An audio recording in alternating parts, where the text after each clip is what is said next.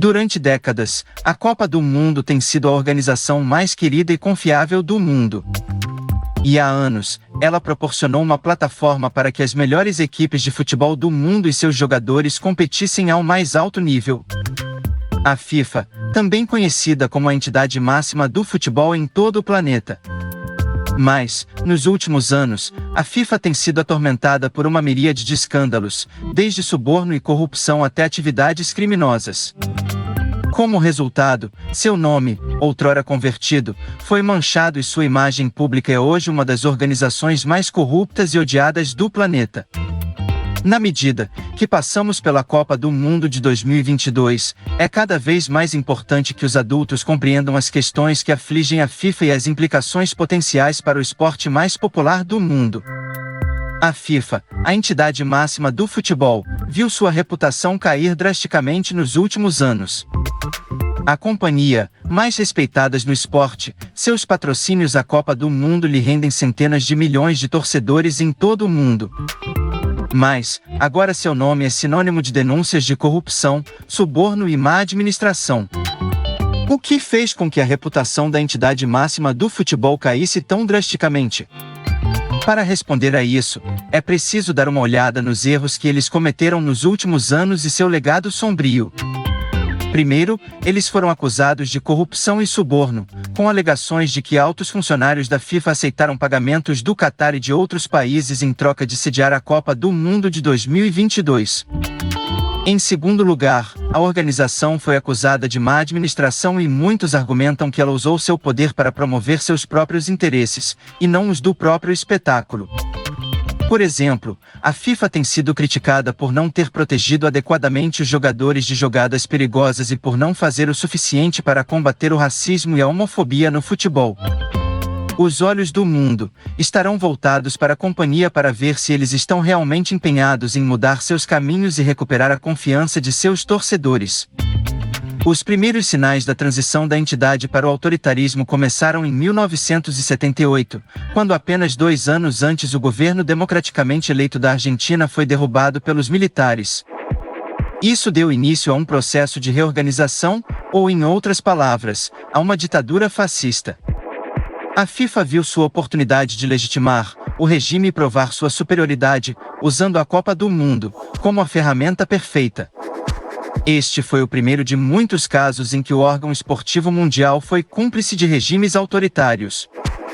Através de seu envolvimento com ditaduras, a organização conseguiu comercializar e legitimar o governo, bem como gerar imensa riqueza para o país. Um exemplo disso foi em 2018, quando a Copa do Mundo foi sediada na Rússia. Apesar da longa história de violações dos direitos humanos no país e de seu controverso envolvimento na guerra na Síria, a FIFA permitiu que a Rússia sediasse a Copa do Mundo. Será que era uma tentativa de limpar a barra dos russos? Como, por exemplo, uma forma do governo ganhar legitimidade internacional e desviar a atenção de seus crimes de guerra. O mesmo pode ser dito do Catar, que recebeu a Copa do Mundo de 2022 apesar de suas opressivas políticas trabalhistas e abusos dos direitos humanos. A controvérsia em torno do Catar foi tão grande que a organização foi forçada a implementar reformas para evitar incidentes semelhantes no futuro. A entidade máxima do futebol se tornou um instrumento para que os governos pudessem ganhar legitimidade e nada melhor como uma organização vista no mundo inteiro para poder limpar toda a sujeira. Vocês concordam? Cabe à FIFA assegurar que eles sejam responsabilizados e que as futuras Copas do Mundo não sejam usadas de tal maneira. O falecido ditador da Argentina, Rafael Videla, viu a Copa do Mundo como uma oportunidade para ganhar popularidade, lavar suas atrocidades que outrora cometera em seu regime. Era o plano perfeito para ele, pois a reputação da FIFA era tão forte na época, que as pessoas ignoravam a natureza antiética de suas ações. Entretanto, essa foi a primeira fenda na armadura da FIFA e ficou claro que a Copa do Mundo era apenas uma parte do grande esquema da entidade para se tornar uma das mais famosas organizações esportivas do mundo. A entidade máxima foi a força motriz por trás do crescimento do futebol, como também teve um papel importante no desenvolvimento das raízes e da cultura do esporte. Seu envolvimento é notório na criação de ligas e torneios em muitos países, assim como a assistência aos jovens jogadores, foi uma parte vital desse legado. Na opinião de vocês, os fins justificam os meios? Nesse caso, qualquer coisa que a entidade fizesse, bastaria pôr a mão na cabeça dela e tudo bem? A Copa do Mundo tornou-se o primeiro sinal do declínio da reputação da FIFA e foi o início de um longo processo de diminuição do respeito pela organização. É triste pensar que o legado da entidade foi manchado pelo ditador impiedoso. Mas é um lembrete de que há consequências para um comportamento antiético. Apesar da tentativa de recuperar sua reputação, o futebol é o esporte mais visto em todo o planeta. Então, assim fica fácil ter rentabilidade e essa seria a primeira explicação do porquê não se ter tanto prejuízo em seus produtos. A entidade fornece bolas de futebol de classe mundial além de ter uma franquia de jogos de futebol virtual que todos os fãs adoram jogar. Não é surpresa que a organização também tenha precisado de alguns patrocínios para alavancar os seus negócios, e grandes marcas costumam associar seus produtos. Afinal, são eles os responsáveis por facilitar o imenso crescimento e o reconhecimento global do esporte. A Copa do Mundo da FIFA, que é realizada a cada 4 anos, é o torneio internacional de futebol mais prestigiado do planeta. É um torneio em que 32 seleções nacionais competem em grupos e depois, com jogos eliminatórios para determinar que apenas uma delas se torne a grande campeã mundial. O evento, incrivelmente importante para os torcedores de futebol do mundo inteiro, e que mostra o melhor que o esporte tem a oferecer. A entidade máxima também trabalha para assegurar que o torneio seja transmitido por todo o mundo, para que qualquer pessoa possa assistir e desfrutar do jogo. A FIFA também é conhecida por seu trabalho caritativo, e eles criaram fundações e organizações para ajudar os mais necessitados. Desde ajuda para construir campos de futebol nos países em desenvolvimento até fornecer ajuda médica aos necessitados, a FIFA está empenhada em fazer a diferença no mundo. Não há dúvidas de que a organização trabalha muito para fazer do futebol o esporte mais justo. Através de seus esforços de marketing e trabalhos beneficentes, eles ganharam o respeito e o amor de milhões de torcedores de futebol ao redor do mundo. Mas, será que isso seria o suficiente para esquecermos suas partes podres? Por mais de um século, a FIFA vem lentamente espalhando o bom futebol pelo mundo. E vocês lembram daquele ex-presidente Joseph Blatter? Acusado de lavagem de dinheiro? Sepp Blatter é o nome que ficará para sempre associado com a queda da organização. Blatter parecia ser uma força imparável durante a maior parte de sua carreira. Quando ele chegou ao poder, em 1998, a FIFA estava na idade de ouro e durante anos parecia que Blatter terminaria o seu legado como um dos principais dirigentes do futebol, que acabou com o seu nome na lama.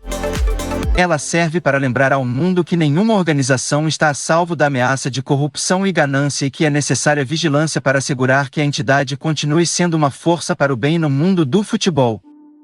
E isso, sem contar com os dirigentes corruptos brasileiros que também passaram pela organização e deixaram os seus nomes sujos, marcados como se estivessem gravando seus nomes nas taças dos corruptos. E vocês lembram em 2014, não é mesmo? Não se faz Copa do Mundo com hospital. O resultado chegou a passos largos em 2018. Infelizmente, graças aos espaços cedidos usados para a construção dos estádios, muitos enfermos em 2018 não puderam retornar aos seus lares. Pois, a falta de estrutura adequada e a improvisação para combater o problema naquele momento tão delicado culminou com a tragédia de muitas mortes. Sem nenhuma dúvida, a grande maioria queriam que o dinheiro fosse gastos e revertido em melhorias para todo o povo, tendo em vista que um país como o nosso, aonde é carente em praticamente tudo, é primordial priorizar a saúde, educação e segurança em quaisquer circunstâncias.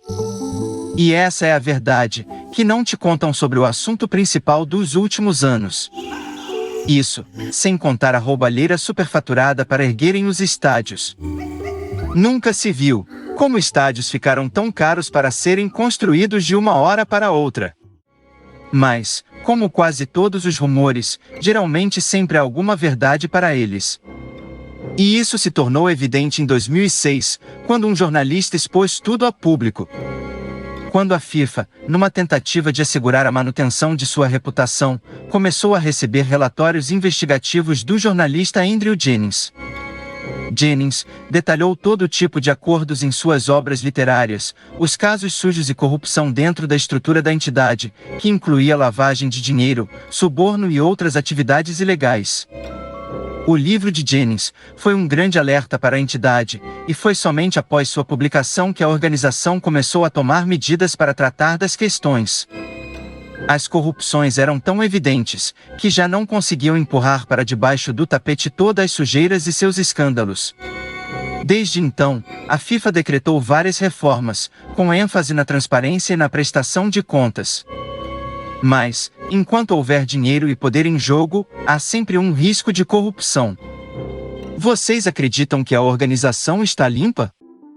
Eu acredito que sim, e com muita ironia nas palavras. Para mim, isso tudo é tão claro como a noite.